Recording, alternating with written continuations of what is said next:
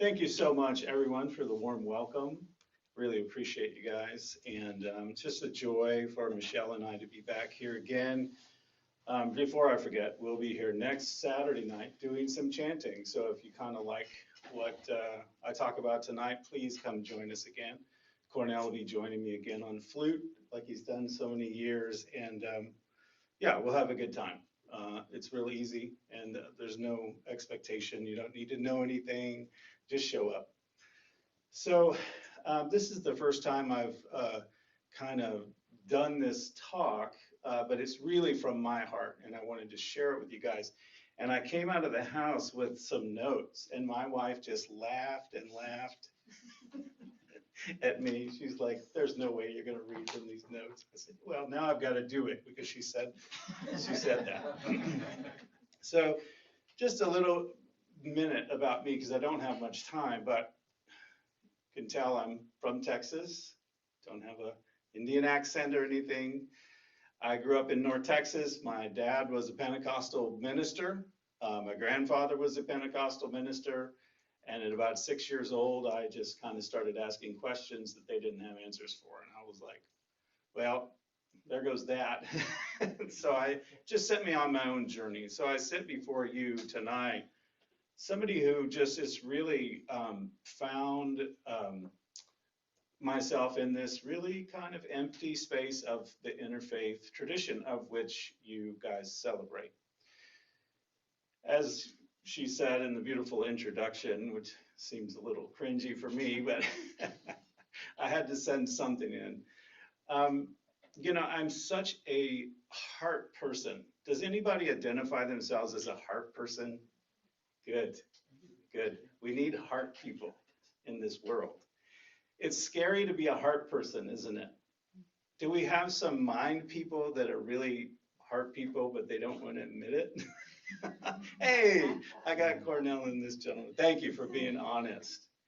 So during let me save you 3.5 years of a master's degree and a whole lot of student loans, because as I was traversing the kind of gauntlet that is, really heavy Buddhist philosophy in Naropa University, I'm so happy, and I just want to pay homage to all of my teachers and to those wise beings who have handed us down all of these teachings for all of these centuries, laying these breadcrumbs for us as meditators and people, mindful people, to try to find ourselves. But I really struggled with, I have a foot, in the Hindu Dharma. I love singing to the divine. I've been to India. I've been on pilgrimage. My heart teacher was an Indian Swami.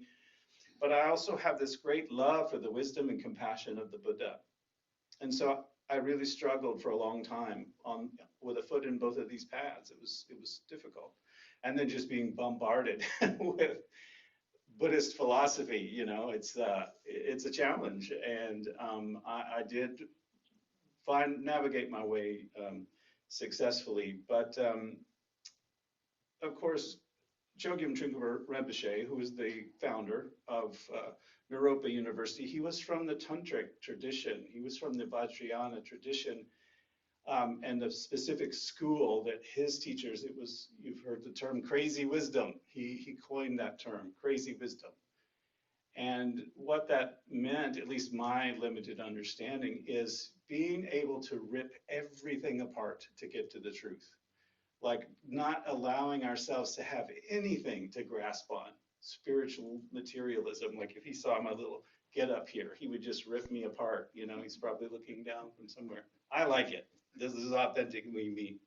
But there is some spiritual materialism to it, right? And I can see the folly of my own neurosis arising as wisdom, right? So everybody's like, who is this guy?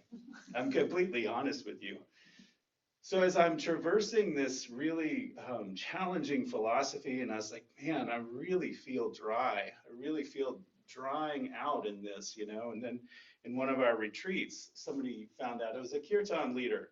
And they were like, why don't you bring a harmonium? And on a Tuesday night, you lead us all in some kirtan. I was like, I'm in. This will be great. And it was the great joy of my life to have, all these really staunch Buddhists jumping up and down, singing Haribol, Haribol, and just in joy and rapture. And I was like, that's where it is for me. Like, how do I tap into that? And so I eventually came to a teaching from Trungpa Rinpoche. And like the old saying goes, the ball got closer and closer, and then it hit me. This is the teaching that I received. So I'm going to save you 3.5 years of work and a lot of graduate papers for this teaching. Okay? Are you ready? You ready for this? That's quite a lead up. Trungpa Rinpoche describes what he called the genuine heart of sadness. Let me let that sink in. The genuine heart of sadness.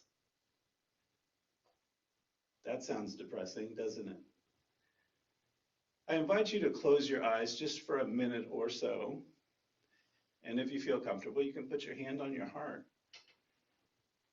And I really invite you to go in and touch in to the deepest part of yourself. We all carry this deep, deep wound in the middle of our heart. We've had our heart broken. We've been betrayed. We've been maligned. We've been insulted. Really feel into that. And if you take up this practice, what you'll find is what he says about this place that we guard so heavily. It's that place that if they really saw this, they wouldn't love me. If she really knew this, she wouldn't love me anymore. It's that scary. It's that place, that genuine heart right there. That's our true essence. But he says this is the place where genuine compassion arises from. Our own brokenness, our own place that we guard so heavily. This is actually the place where genuine compassion arises from. So there's nothing to be afraid of because we're all wounded. We all have imposter syndrome. We all have all of this neurosis. We're human beings. We're in a physical body. So that is my $1 million teaching for you. So please, if that resonates, take that. Find that genuine heart of sadness in yourself. And I'll just read a couple of his words. Trungpa taught that this sadness is not depression, but a tender, raw heart that feels the poignancy of impermanence. As he writes in Cutting Through Spiritual Materialism, the genuine heart of sadness comes from the feeling that your own non-existent heart is completely full. I love that.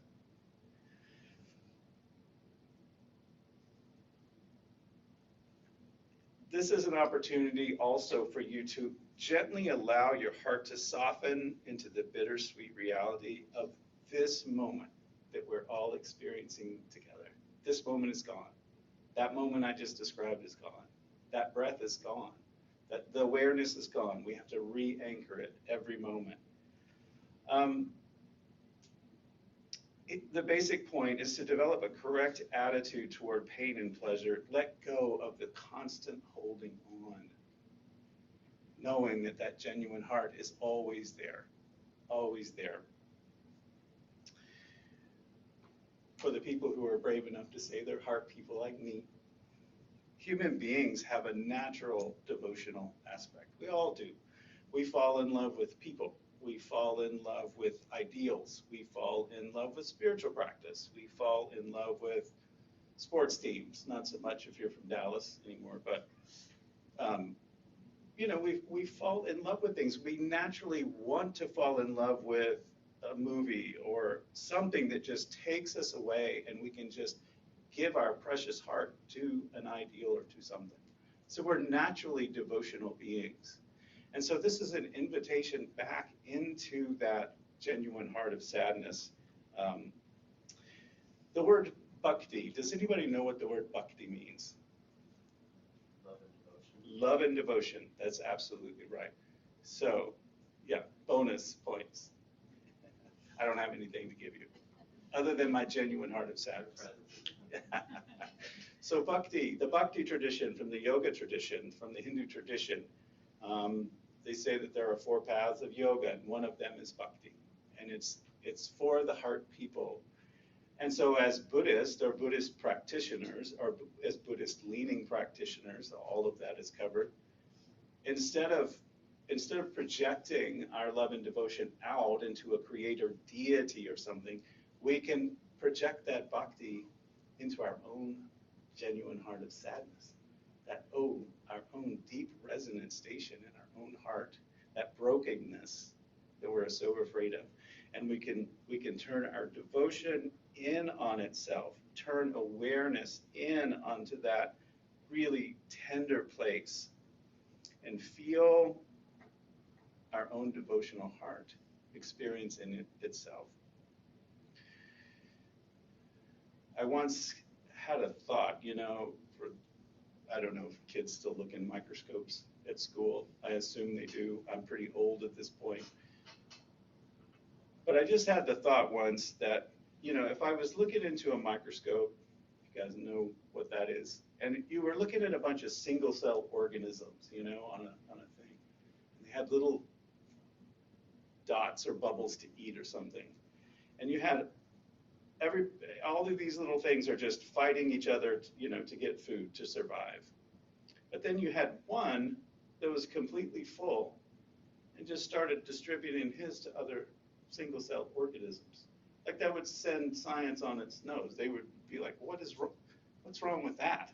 What's wrong with that little guy? And this is the idea of compassion. As human beings, think about our predicament. You woke up in a crib, hopefully. You were looking up at these 2 divine beings, your mom and dad. You didn't know the language. You didn't know how you got here. And then everything you need, they magically know that I needed a diaper change or a bottle or whatever. And so then we grow up in this illusion. It's like nobody really knows what's going on here. And we see people leaving all the time and nobody really knows where they go. We're quite kind of in a predicament here in this physical body. But yet when we come back to this genuine heart of sadness, what an opportunity we have in this moment to not work for ourselves, but to work compassionately for others. To be that one in a billion that says, I'm not going to go out here and make $1 billion and, buy the car and the house and the American dream. I'm going to work for the benefit of other sentient beings. And they don't even need to know that I'm working for them. I'm just going to do it anyway.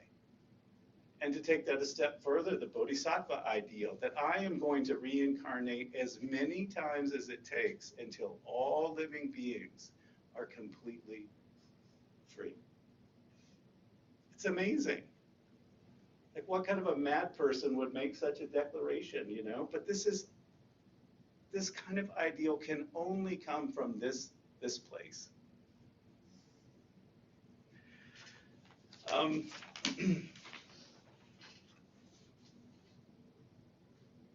I would like to talk just for a minute. You were right. I'm running out of time. That was to my wife, for you on mine. I only recently have come to understand a gentleman called the 6th Dalai Lama. And his name was Sangyang Gatso. And the legend is he was kind of a madman, kind of like a Trungpa. He had long jatas, long dreadlocks, and he would frequent the taverns, and he would write love poems to women, and he was kind of a scoundrel. And it is said that when they were shaving his head, they identified him, you're going to be the 6th Dalai Lama. And that when they shaved his head, he was weeping. He was weeping because he just loved being in love with life. And now he had to be cloistered and had to play a role, but they say he was sobbing when they were cutting and shaving his head. But he wrote a lot of really tantric poems, and the one that really stood out to me is this. He said, if I hadn't spent so many nights in the taverns, I might have become a scholar of emptiness. But the empty cup of longing taught me what no text could. I'll read that again. If I hadn't spent so many nights in taverns, I might have become a scholar of emptiness. But the empty cup of longing taught me what no text could. In other words, that longing, he realized, was the same place that I'm talking about. The longing of the lover and the beloved.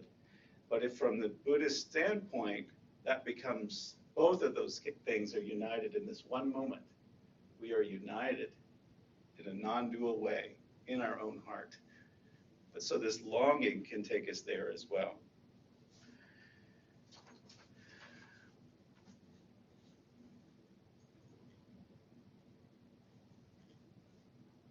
Do I have about 2 minutes? Is that it? Yes, okay.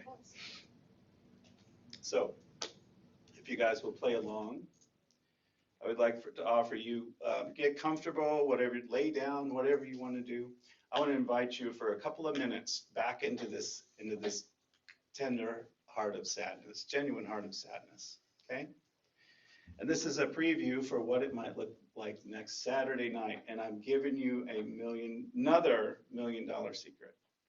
Because when I lead next Saturday night, this is the place I'm connected to. And I've never told anybody this before. So when I sing the first line and then the crowd sings it back to me, this is what I'm touching into. And there's many, many nights where I look out and I see a field of absolutely divine beings out here that think they're so broken, but I can see with this wide open heart, this beautiful smile on all these faces. And so I invite you back next Saturday to become the divine being that you already are. So for about a minute or so, I just want you to connect in. Close your eyes, take a deep breath, put your hand on your heart.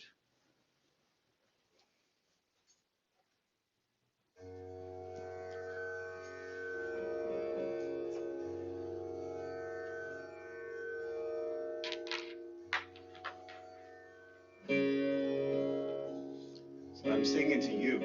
I'm singing to each one of you. And in this chant, I'm singing to your name is Ram. Could be anything. Could be Hanuman, could be Ma, doesn't matter. But for whatever reason, the Ram mantra is coming right now.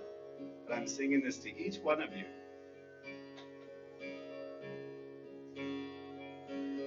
Rama bolo, Rama bolo, bolo bolo Ram. Rama bolo, Rama bolo, bolo bolo Ram. Rama bolo, Rama bolo, bolo bolo Ram. Rama bolo, Rama bolo, bolo bolo Ram. One more time. Rama bolo, Rama bolo, bolo bolo Ram. Rama bolo, Rama bolo, bolo bolo Ram.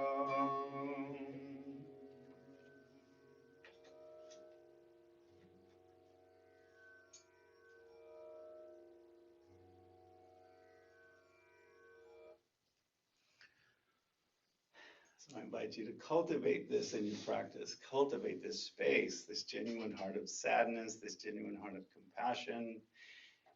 We need people who are awake. We need people who are in their heart. We need people to come alive and become awakened. Remember, I'm cheering for you not to become a better Buddhist, but to become awakened like the Buddha.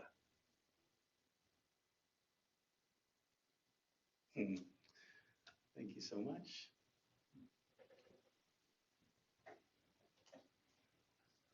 So now we'll open it up for any sharing, and if you want to share or have any questions or anything you'd like to share, we usually bow in and say your name and share any thoughts you have, and then bow out so that we know that you're finished.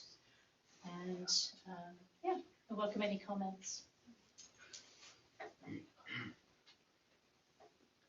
Evangelion. Could you, I read a lot, could you recommend your 3 favorite works from Chögyam Trungpa? 3 of my favorite works. I would suggest starting with Cutting Through Spiritual Materialism. That's kind of his foundational book. He's got another small pamphlet. It's a little more than that, but it's called The Teacup and the Skull Cup. And he talks about his journey as a tantric practitioner, Vajrayana practitioner, but his great love for the Zen tradition. And his contemporary, Suzuki Roshi, they were great friends, and they would come together and discuss, Tantra versus Zen. And so there's a lot of real jewels in there. And then I would say, let's see, I actually took a quote. I already mentioned Cutting Through. I'm just,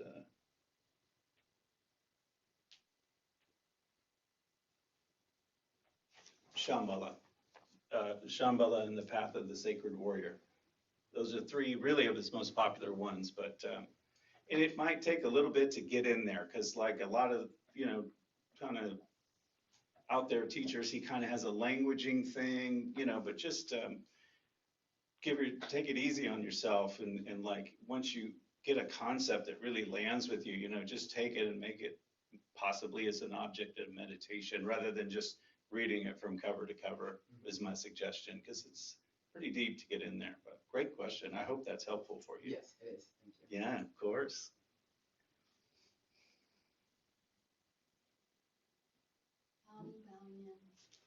Is it possible we could do another thing that we could actually sing with you? Right now? Yeah. I'm on your watch. I'll sit here all night. We have plenty of time. Oh, we have plenty of time. Okay, sure. We have 35 minutes left. Oh, I thought I had 20 minutes. It's a myth. That's to get you to come here. Oh, man, I rushed through this whole thing. Okay. No, I said what was necessary. Would you guys like to practice like a chant for next week? I hope some of you will come.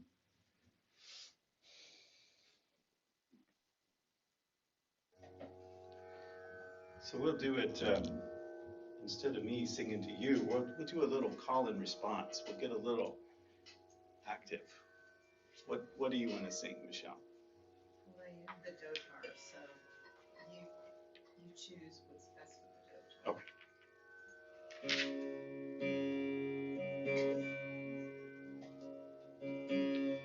Can you guys hear me okay? Is this loud enough? All right. I got a loud voice. I'm trying to think. We'll sing 1 to Ma. Okay? So Divine Mother. I pretty much always open every kirtan to the Divine Mother. And again, this is you. You're singing to you, okay? So I'm gonna sing a line, and you're gonna do your very best to sing it back to me, and I'll help you, don't worry. I got training wheels for you, it's no big deal. And this is really simple, there's only really 2 words. It's Jai. You say that word? Jai. If you're from Texas, you can say Jay, I don't care. Jai. Second word is Ma. So Ma is the root word of matter or matter. It's manas, it's the mind. Ma is just, it's one of the the main syllables in Sanskrit as well. So it means a lot of things. But in this way, we're singing to our own heart, which is our mother. And so what is your physical mother like you, if she's still on the planet? What does she like you to do occasionally? Call her up. Say, hi, Ma. I love you, Ma. Now, depending on your mom, that could be a 5-minute conversation, or it could be an hour. We don't know. She can give you lots of advice when you're with me, but she loves to hear you. So this is us calling to our own heart. Okay, remember that. There's no deity here. There's no projection. Just turn it in and sing it to your own tender heart. Matter of fact, I'm going to make it even easier for you. We're just going to all sing it together. Okay, you come in when you feel right. Jai Ma, Jai Ma, Jai Ma, Jai Ma. Jai Ma, Jai Ma, Jai Ma, Jai. Try it. Jai Ma, Jai Ma, Jai Ma, Jai Ma. Jai Ma, Jai Ma, Jai Ma, Jai. My turn. Jai Ma, Jai Ma, Jai Ma, Jai Ma. Jai Ma, Jai Ma, Jai Ma, Jai. Give it a try. Jai Ma, Jai Ma, Jai Ma, Jai Ma. Jai Ma, Jai Ma, Jai Ma, Jai. Jai Ma, Jai Ma. Jai Ma, Jai Ma. Give that a try. Jai Ma, Jai Ma. Jai Ma, Jai Ma. Jai Ma, Jai Ma.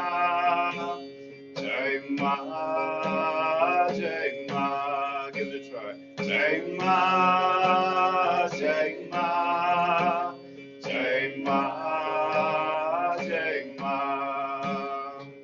Jai Ma, Jai Ma, Jai Ma, Jai Ma. Jai Ma, Jai Ma, Jai Ma, Jai. Let me hear you.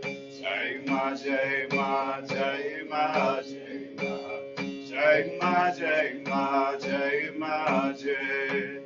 Jai Ma, Jai Ma, Jai Ma, Jai Ma. Jai Ma, Jai Ma, Jai Ma, Jai. Jai Ma, Jai Ma, Jai Ma, Jai Ma. Jai Ma, Jai Ma, Jai Ma.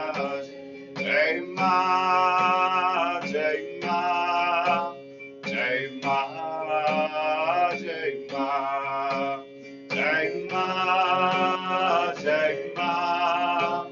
Jai Ma, Jai Ma. Jai Ma, Jai Ma.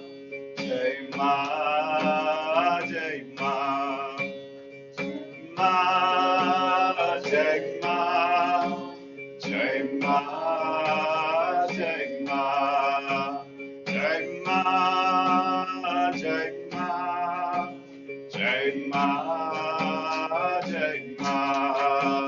Jai Ma, Jai Ma. Jai Ma, Jai Ma. Let me hear you. Jai Ma, Jai Ma. Jai Ma, Jai Ma. Jai Ma, Jai Ma. Jai Ma, Jai Ma. Keep it going together. Jai Ma, Jai Ma. Jai Ma, Jai Ma. Jai Ma, Jai Ma. Jai Ma, Jai Ma. Let me hear ya. Jai Ma, Jai Ma. Jai Ma, Jai Ma. Beautiful. Jai Ma, Jai Ma. Jai Ma, Jai Ma. Jai Ma, Jai Ma. Jai Ma, Jai Ma. Jai Ma, Jai Ma.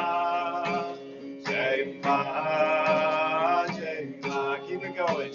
Jai Ma, Jai Ma. Jai Ma. Jai Ma. Jai Ma. Jai Ma. Kali Ma. Jai Ma. Kali Ma. Jai Ma.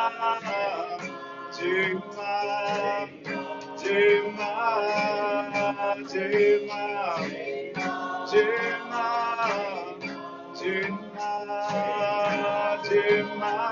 Jai Ma. Jai Ma. One more.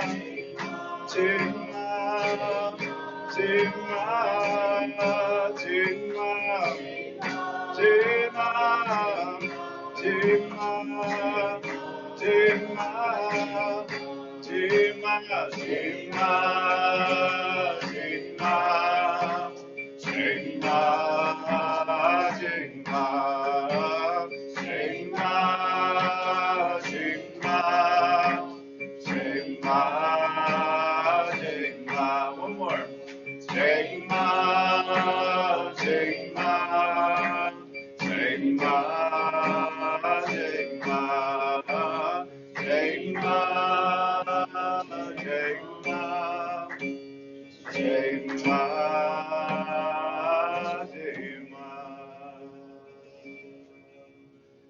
Om Lakshmi Jai.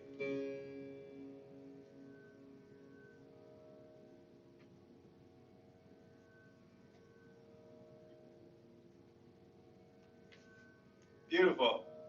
You guys are pros. Hear that genuine heart of sadness coming out of your throat. It's amazing. Beautiful. Thanks for the request, Bobby. Thanks for the permission. I didn't know we could sing some more.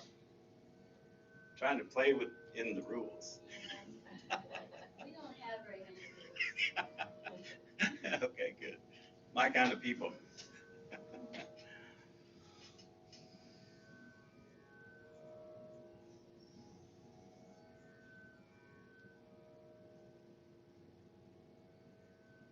Hi, June. Hi, can I ask a question? Of course. It seems perfect timing to, I had this question earlier, but now is better. Often meditation is considered solitary practice by public, and some people might consider it connection with the divine, can be a solitary practice, but it's just so lovely to have it as a community practice, whether it be meditation or this bhakti practice. So I want to hear your thoughts on community and anything else that's coming to you as I ask you this question.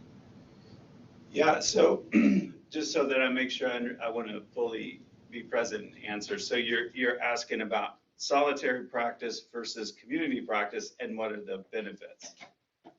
Sure. Did I reframe that correctly? So my long-suffering wife will tell you that my solitary practice sounds just like what I sang here. In my meditation room in our house, and now that I'm getting a little older, used to 4:30 in the morning, clanging the bell, I got the conch, I'm chanting, singing, and she would just smile. And so my solitary practice looks a lot like my community practice. Now I do have a dedicated daily meditation practice. I'm currently learning a tantric practice to the Prajnaparamita, the great mother, the great ground of being. And so for me, I feel like when we have a solid spiritual foundation and good meditators, and then we come together in Sangha or Satsang, that spiritual maturity can really contribute to people who are new to spiritual practice. I think for me, solitary practice gives me the courage to be fully present. It gives me the permission to just be authentic, and just maybe my voice is a little off that night, but I'm just going to go for it anyway, and I think left to my own monkey mind and my own devices, I might not have that fortitude to really, to be fully present. Does that answer your question? Yeah, I think so. Okay, solitary practice is really important though. I highly encourage it. I've been doing it for a long time and it's really changed a lot. Changed everything for me, so yeah. What do you get from community practice that you don't get in solitary practice? Oh, that's a great question. I love coming together in community two things are coming up right now. So I think about our one friend up in upstate New York. We used to go to a raw food festival up there every summer. A lot of fruitarians, and we were on the fruitarian path for a while. And I was asked to come lead kirtan. It's about 500 people. Some of them knew what kirtan was, but a lot of them showed up with their yoga mats because it said Bhakti Yoga on the flyer, and they had no idea. And you know, it's a big crowd. There's a lot of energy, you know, doing this kind of dance that night. It's really beautiful.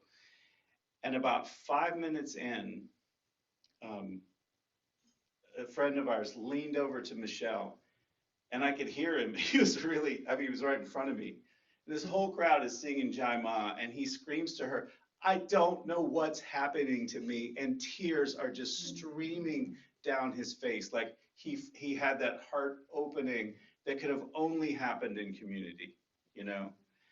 And I just take it as such sacred responsibility to just be in the front, just to lead my personal practice. But in those moments where the energy, the Sangha takes over, and I can just be and like sing off, you know, like I was doing a little bit there, like those moments for me are magical. When it just, when you guys take it and run with it, and I just get to, you know, play the harmonium and just listen, like that's pure magic for me. And it happens at least once every time we get together and chant.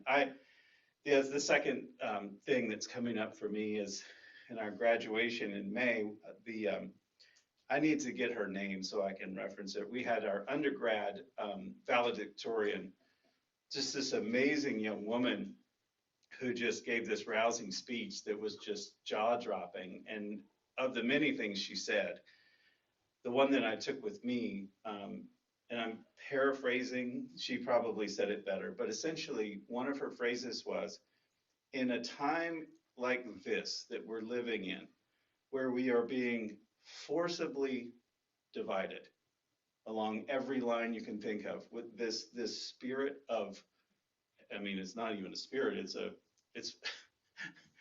we're being forced apart, and this division is being sown between all of us. She said, in times like these, it's a radical act to come together. It's an act of rebellion to come together in community as equals. And that just landed so profoundly with me.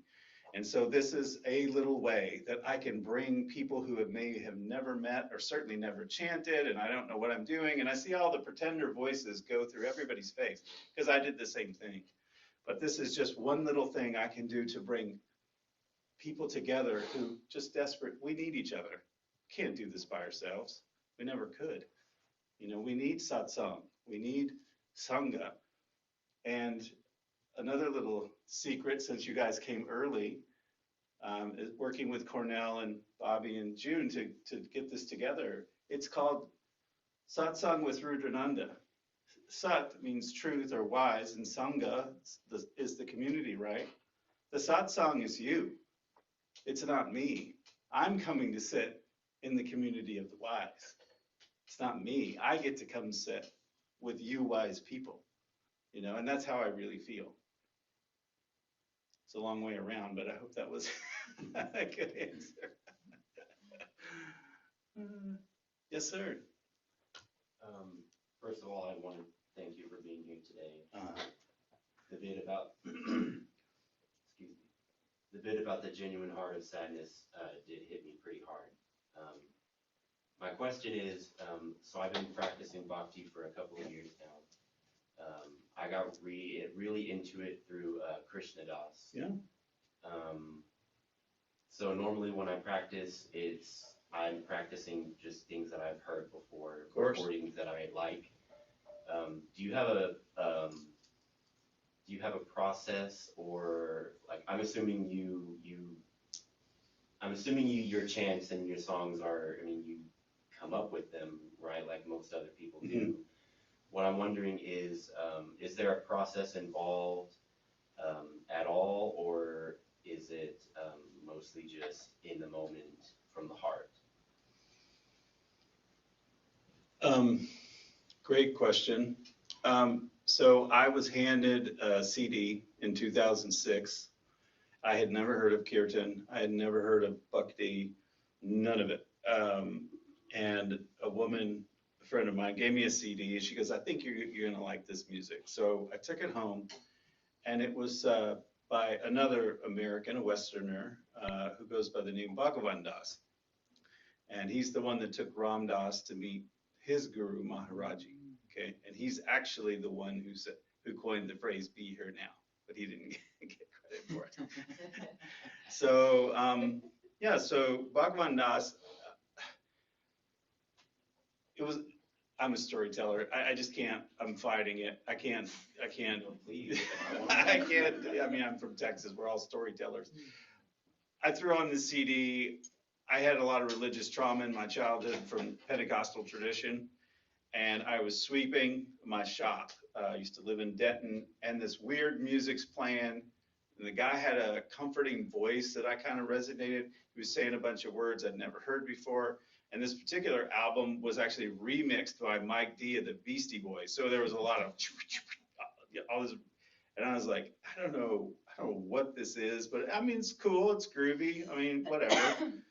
And I'm sweeping, and he's singing a Shiva chant, Om Namah Shivaya or something like that.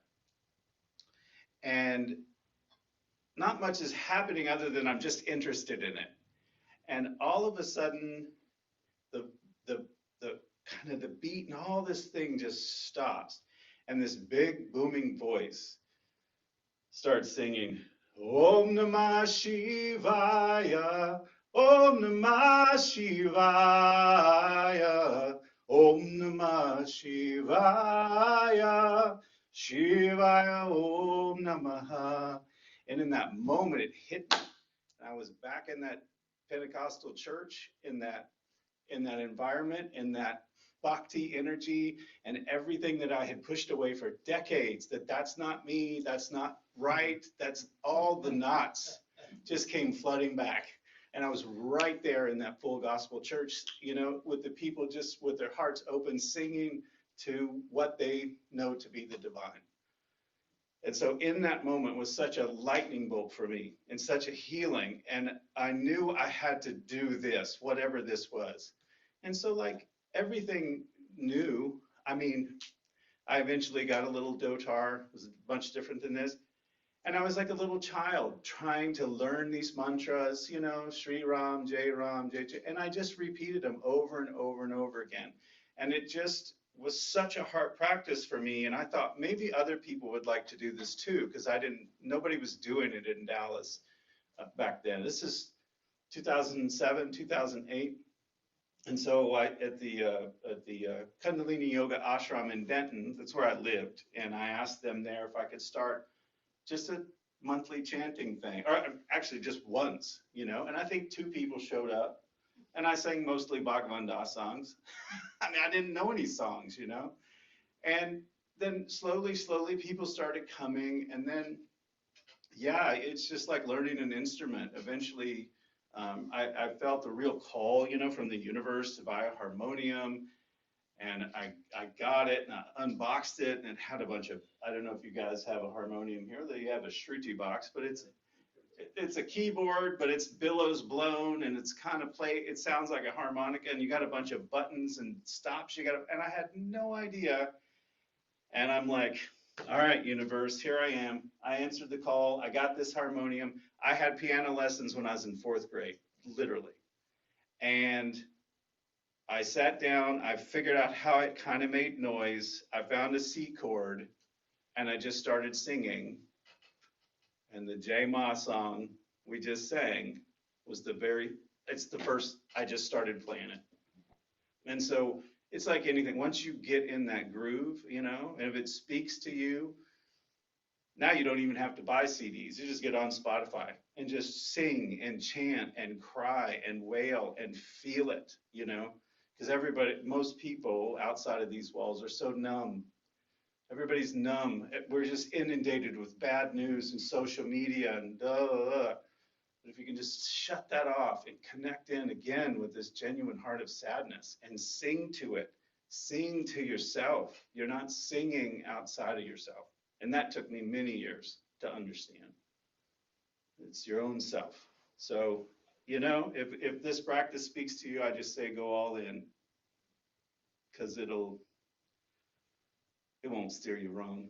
Just steer you home where you've always been. Yeah, Jared, a few things, so many things going through my mind right now. I'll do as long as whatever talk was on your paper. Michelle didn't tell me to stop. But there's a few things, one is to hear your voice, and I've said this back in a few months ago when the first time we got together in a long time, is that hear your voice always brings me back to that place the very first time. And to me, it's the Buddhist joke is that, it's this heart of sadness, but damn, we're joyful. Yeah. Yeah. And to me, and when your voice goes, I feel that joy, and I really look forward, like on Saturday, then when we have harmonium and drums and all the voices with us, I think just can't wait. But there was something you said in the talk that reminds me. There was a song that I used to do with G-Sing way back 2007, 2008, and I don't remember the lyrics exactly, but it's the heart that has truly been broken is the heart that knows how to love. Beautiful. And you said it, and it's like, back then it's like, okay, yeah, it's kind of in that thing. It's like, well, if I choose not, I don't have to own my heart has been broken. That's right. My heart is solid and good. Yeah. But then it's like over time, when we kind of, you truly feel what that means, and it doesn't necessarily need to mean misery, miserable. Yeah. It can at times. Yeah. But yet it's that place we learn to love because we experience it.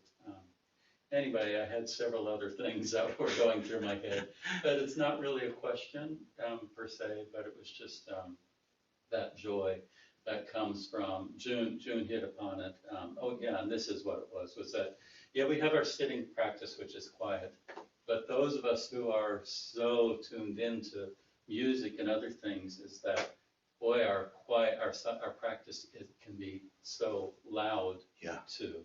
Yeah. And that's what I love about the chanting is we can really express that. That's right. It's basically loud. So anyway, whatever you take as a question in that, go ahead. I think that's a wonderful summary. And the only thing that's coming up for me is, I sat for many, many years just cultivating emptiness. Emptiness is arising as form, form is arising as emptiness. Man, I'm really pissed off, but it's empty. That's just my own neurosis, emptiness. And I began to really bypass a lot of hurt and a lot of pain and a lot of shame. You know what I mean? I mean, any spiritual tradition can offer you a quick bypass. I mean, you can bypass it with Bhakti. He's like, man, I really, screwed that up, or I really said something and hurt somebody's feelings. I'll just go chant to Krishna. He loves me. And, it can be, we're human beings. We can always sidetrack ourselves. But I think, at least from, my understanding of the Vajrayana tradition, it's about, and even the Tantric Hindu tradition, we are embodied beings. We are imperfect. We have feelings, we have emotions, it's sticky, it's messy, we are imperfect, we fail to communicate effectively, and turning that into our practice, owning all of those pieces of ourselves and sitting with it. One of my teachers calls it sitting in this bone temple. You are the temple. Don't need to go to the temple, you're the temple. And we've been given this precious human birth and this opportunity to have, for you guys, but limited basis for me, a mostly sound mind, the opportunity to practice. We live in a free-ish country where at least we can still gather like this. and encourage one another. So we have this magnificent opportunity to practice in this precious human birth. But man, it's messy in here sometimes. But these tantric paths of using that as fuel for our spiritual path, and again, that's been our theme, but this heart of sadness, and really touching into it and learning to walk around in that vulnerability. And it's so scary. Oh my gosh, it's so scary, you know. But it just like everything, it just takes a little practice to be open, just a little bit, you know, opening it, shut it down when you get nervous. It's still there. Yes, please. I always feel like kind of embarrassed in these settings and sometimes at church because kind of what you were talking about, it seems to be like the place where my heart is most open. And so I find myself like just crying, like sitting in church. I've been going to the same church for 4 years and I still have days that I'm not sad, but there's something like really beautiful about like being surrounded and sitting in close proximity to people who share, you know, the same kind of desires to see a better world, and then, you know, coming here and, you know, it's a totally different kind of experience, but it's all just very beautiful.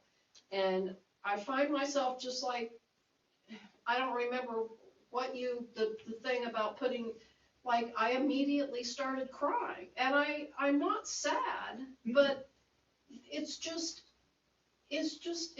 I don't know, maybe it's just like, it feels like a safe place to actually, like, feel instead of, you know, just try and shut the scary stuff out because it's too scary and too painful and all of that. So thank you so much. You're welcome. And if it feels better, if it makes you feel better, I'm about to read a poem and I've never gotten through it without crying. And this is how I wind up. I used to have a lot of shame, you know, especially being in front of people and singing and crying. And, but then one time my beautiful wife, she said, but that's your superpower. Especially for other men, if they can see you being open and vulnerable and really deeply feeling, you know, that's a good thing to be.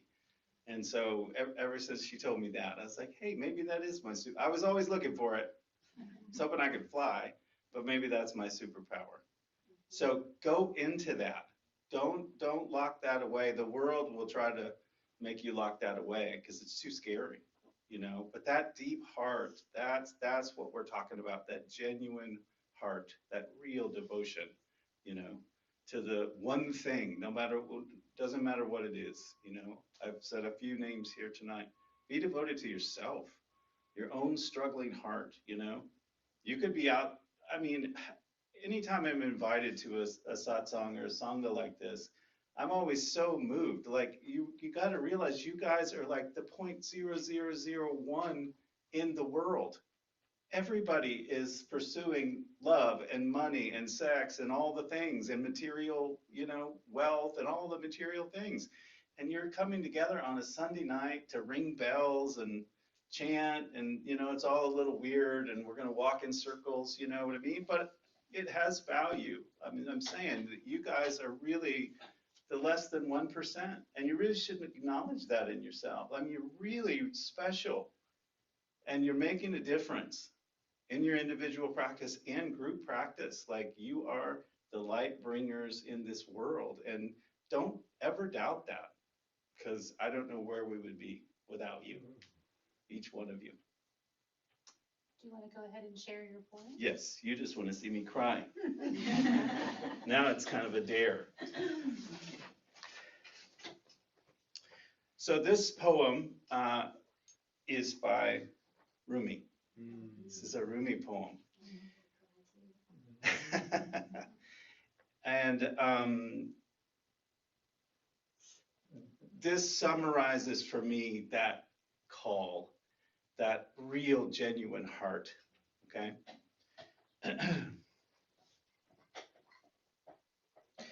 One night a man was crying, Allah, Allah.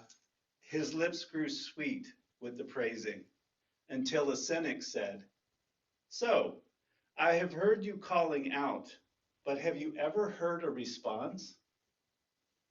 The man had no answer for this. He quit praying and fell into a confused sleep. He dreamed he saw Kadir, the guide of souls, in a thick green foliage. Why did you stop praising? He asked. Because I never heard anything back. This longing you express is the return message. The grief you cry out from draws you to union. Your pure sadness that wants help is the secret cup. Listen to the moan of a dog for its master. That whining is the connection. There are love dogs no one knows the name of. Give your life to be one of them. Oh! I always think of my friend Johnny. He recently passed. Hey, it's the first time I've ever gotten through it. So be a love dog. Be a Buddhist love dog of emptiness. Thank you so much. Yes, thank you so all much. very much.